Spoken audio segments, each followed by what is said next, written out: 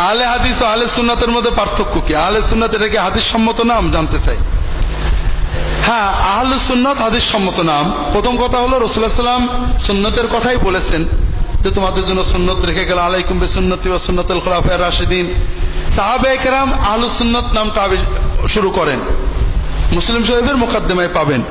যখন মানুষের ভিতর বেদাত দেখা গেল তখন বললেন আহলুস সুন্নাত আহলুল বেদাত। কিন্তু আহলুস সুন্নাত সুন্নাহ সম্মত সহিহ হাদিস সম্মত নাম।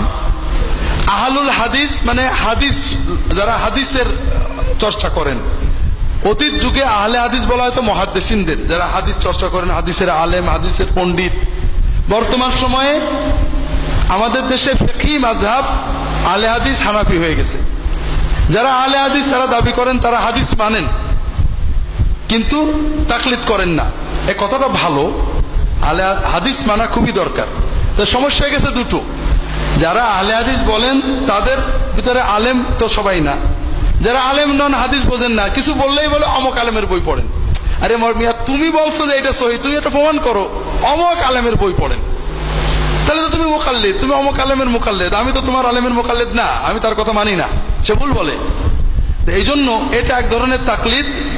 দ্বিতীয় হলো আহলে হাদিসরাও হাদিস ইনকার করেন, তাদের মতের বাইরে গেলে হাদিস জয়ীফ, বাতিল। যেমন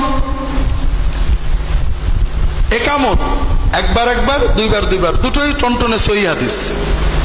তারা একবারটা প্রমাণ করতে যায়, দুইবার দুইবারটা নানান ভাবে ঘুরিয়ে ফিরিয়ে জয়ীফ, দুর্বল, বাতিল, অনেক বই আমি পড়েছি। ঈদের তাকবীর 6 বার 12 বার দুটোই সহিহ। তারা 12টা বানাতে যেয়ে 6টার হাদিসগুলোকে একেবারে ধুয়ে মুছে সাফ করে ফেলেন, এটা সঠিক মানহাজ না। রাফুল ইয়াদাইন একবার করার হাদিস সহিহ, 3 বার বা 4 বার করার হাদিসও সহিহ। তারা 3 বার বা 4 বার করার হাদিসটা প্রমাণ করতে যে একবারে হাদিসটাকে জয়ীফ বানাই ফেলেন, কখনো সাহাবীর নামে তহমত দিয়ে, কখনো নানাভাবে সনদের কথা বলে। এটা আসলে ঠিক না।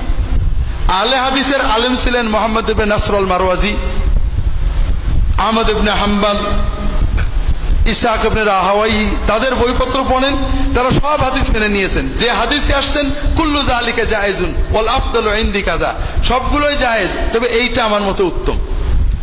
তারা ছিলেন প্রকৃত আহলে হাদিস। এখন আমরা আহলে হাদিস নামেও মারামারি করছি, মাযহাব নামেও একই কাম করছি।